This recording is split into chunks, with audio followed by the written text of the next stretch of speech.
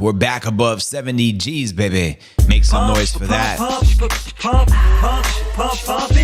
In today's show, I'll be breaking down the latest Bitcoin technical analysis as well as breaking news. Bukele updates El Salvador's Bitcoin holdings, showing a staggering 5,700 Bitcoin, currently valued above $400 million at today's prices of above 70,000 per BTC. We'll also be discussing Hong Kong's in-kind ETF creation could be a significant market opportunity, according to analysts. And we all know it's a coming here down the pipeline. We're also going to be discussing the latest from ETF analyst Eric Balchunas, and Bitcoin ETF seeing $15 million comeback as the price taps its best close in the past 10 days. Also, the latest from Rich Dad, Robert Kiyosaki, announcing a Bitcoin buying spree and seeing a $100,000 price tag for the King crypto. I'll be breaking down his timeline. We'll also be discussing Max Keiser retweeting off the back of this breaking news that Nilum Resources enters letters of intent to acquire 24,800 BTC. Keiser responded, "Finally, this is close enough to the Michael Saylor Playbook. I predict 20 companies will make similar announcements in quarter two, $220,000 in play." All this plus so much more in today's show.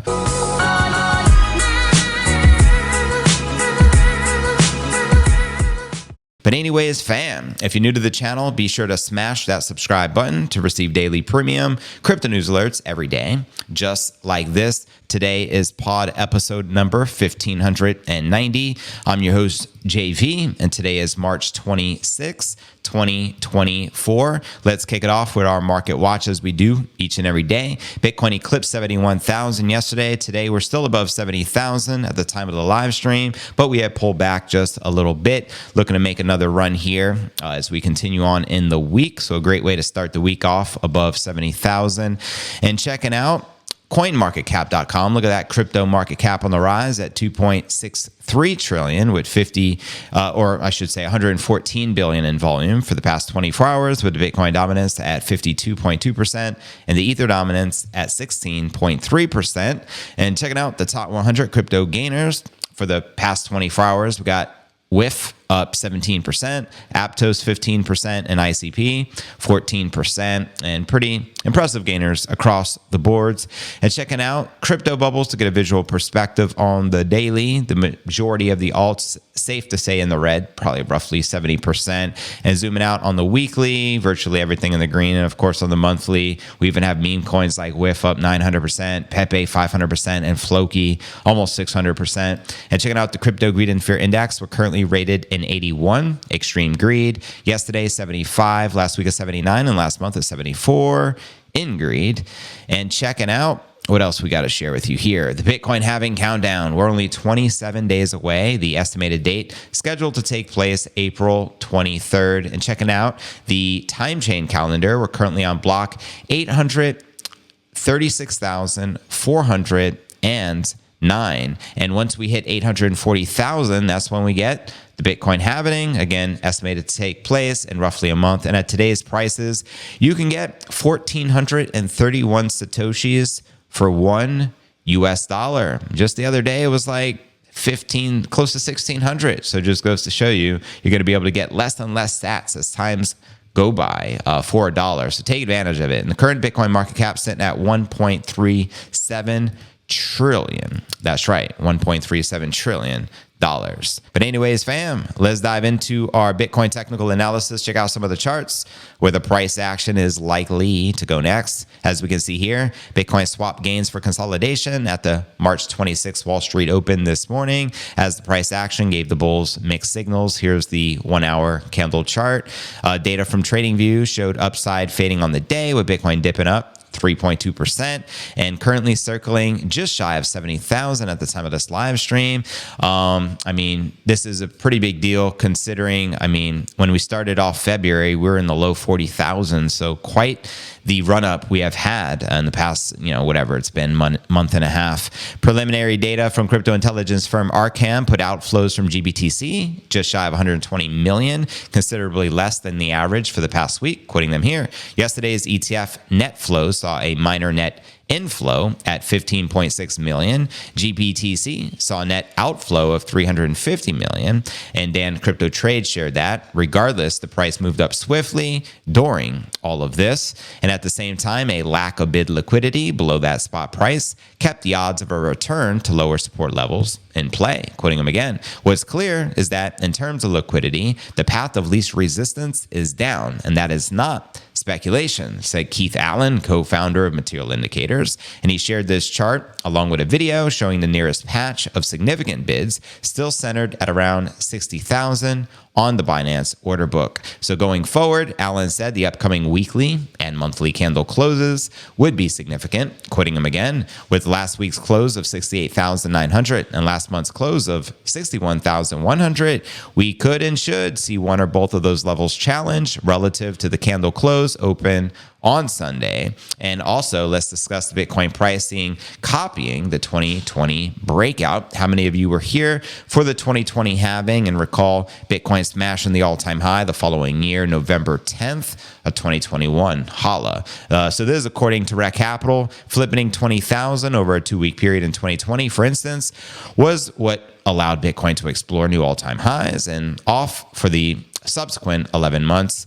So Rec Capital focuses assessment of the Bitcoin price patterns around this Bitcoin halving, with the next one due mid-April, roughly a month out. Bitcoin should be in the midst of its pre-halving retracement phase. According to the analyst, quoting him here, first of all, we have satisfied the pre-halving rally. We have seen a fantastic take us to a new all-time high. This pre-halving retrace of 18% has occurred, but it could be over. But of course, this pre-halving retrace exists to enable a sideways range, a reaccumulation structure that sees just a consolidation for a long time. Now, could it be the same case going forward right now? That's something that I am watching out for, as he shared alongside this chart. So what are your thoughts on that? Is this a pre-halving retrace, or are we about to pump it up and re-enter price discovery, tapping all-time highs? And let's just dive right into our next story of the day. Discuss Nayib Bukele flexing on him, showing his stash here on social media. A Bitcoin for El Salvador, already 5,700 BTC. At today's price of roughly 70,000, El Salvador is now holding $400 million worth of BTC. Only a matter of time before it becomes billions. So that's right. El Salvador, the nation, the first nation that made Bitcoin a legal tender in 2021, continues to up his Bitcoin holdings. The country's president, Bukele, said on Monday that the nation now owns 5,700 Bitcoins versus mid-March's roughly 5,690. So they acquired another 10 BTC since then. Now, at Bitcoin's current price of 70,000, that means their stash is worth roughly 400 million. And earlier in the month, said his country's Bitcoin holdings have been moved to cold storage and published the address of its Bitcoin wallet. Respect. That wallet showed just under 5,690 BTC, significantly more than what the public trackers of El Salvador's holdings had estimated. The trackers were off because in addition to the country's longstanding policy of purchasing 1 Bitcoin per day, El Salvador was also adding tokens via the sale of passports, currency conversions from businesses, and from mining and government services. Consistently positioning itself as a Bitcoin-friendly nation, El Salvador also this month eliminated income tax on money coming into the country from abroad, making it an attractive destination for foreign investment and Bitcoin enthusiasts. That's a pretty big deal. So in the States, as Biden continues to raise taxes, they're just eliminating them. Talk about Bitcoin country. That's much respect to Bukele for that. The nation also introduced a law in December granting citizenship to Bitcoin investors who make a donation to the government. So shout out again to Bukele. What are your thoughts on him accumulating Bitcoin for the country of El Salvador? And clearly a very genius move. And also, this is the new playbook. Other nations can follow in his footsteps, in which I think nations will. And there are rumors that nations are secretly buying up Bitcoin right now. So I'd love to know your thoughts. Which countries do you think that is? Whether they're getting indirect or direct exposure. You know what I mean? Let me know. Anyways, fam, keep the comments flowing. Let's dive right into our next story of the day. We discussed the 5,700 BTC, $400 million Bitcoin stash for Nayib Bukele's country of El Salvador. Now let's discuss some adoption out of Hong Kong. The title reads, Hong Kong in-kind ETF creation could be a significant market opportunity, according to analysts. That's right. Hong Kong's financial regulators aim to offer in-kind creation models for the spot Bitcoin ETFs. This could be a significant market opportunity, which could be considerably increase their assets under management and trading volume for Bitcoin ETF issuers in the region, according to a research note by Bloomberg ETF analysts.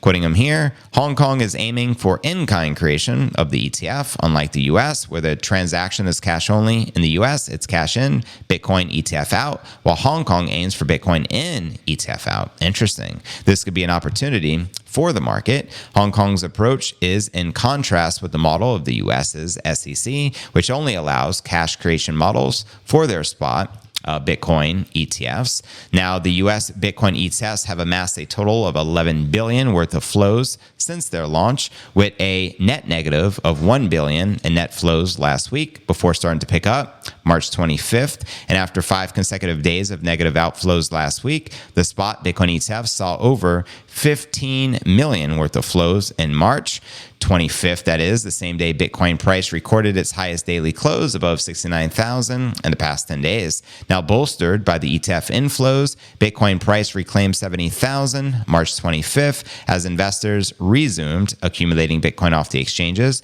The Bitcoin supply on Coinbase reached a 9-year low of 344,856 BTC. And my apologies, I meant to be sharing the screen as I was reading this story. I just noticed it. Last week's negative spot Bitcoin ETF inflows aren't a long-term concern for Bitcoin holders in price action. Bitfinex analysts shared right here, even though negative ETF outflows featured heavily last week, all of it is from the Grayscale Bitcoin Trust, or GBTC, as investors both switched out of the higher fees demanded by GBTC and also take profit, especially as many of these investors are long-term hodlers who entered during the bear market. GBTC investors are not the only sellers in the market, while whale activities have also indicated significant profit taking. So there you go. And I mean, as Balchunas points out here on X post, looks like Hong Kong is going to allow the in-kind creations and redemptions for spot Bitcoin ETFs in Q2, unlike the US, in which is creations only, which can help spark those assets under management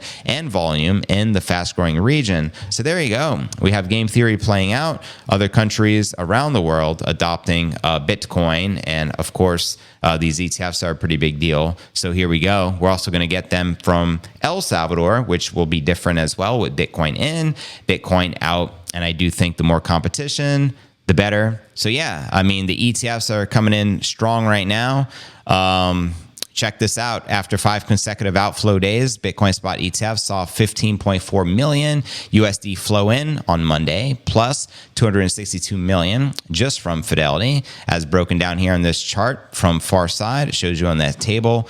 While GBTC outflows remain significant at 350 million per data from the far side.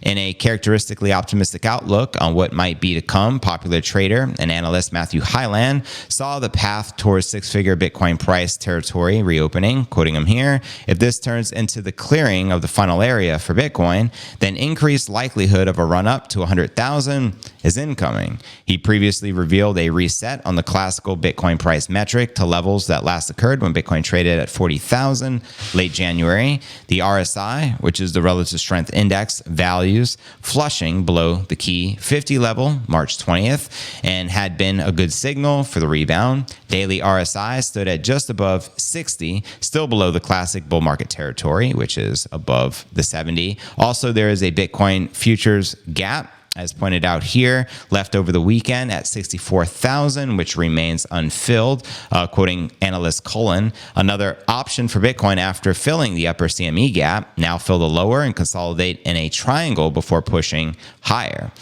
He also mentioned here, this is coming from Dan Crypto Trades, would not look at this gap too much as long as the price is so far away. Often during big breakouts, we leave gaps like this behind, and he does make a great point, especially with Bitcoin now at roughly 70,000. So, you know, we're most likely, in my opinion, just to continue pumping and re-entering price discovery. We're going to continue with this rich dad target of $100,000 and him talking about accumulating more Bitcoin And yeah, let's just start with this recent tweet. He just shared this, pretty detailed too, March 25th. So this was yesterday. He wrote, I am buying 10 more Bitcoin before April. Why? The halving. If you can't afford a whole Bitcoin, you may want to consider buying 1/10 of a coin via the new ETFs or Satoshis. If the Bitcoin process works as designed, you may be a whole Bitcoin by the end of the year. Now, I don't know if he truly understands Bitcoin by this particular statement, unless I'm misinterpreting what he is trying to say, but it almost sounds like he's saying your Bitcoin will multiply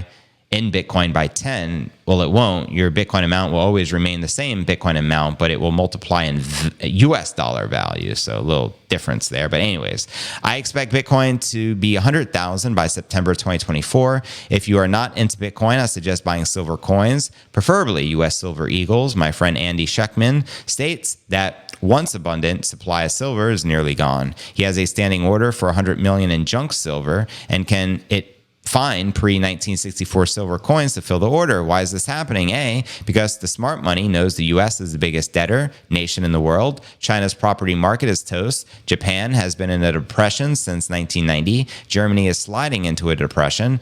A mom and pop consumer are living on credit cards. Banks are in trouble, and the world is on the brink of war. Michael Saylor, a Bitcoin maxi, asked, question, what do you call people who insist on saving fiat currency? Fiat currency, as we know as fake currency. And Michael Saylor responded, poor.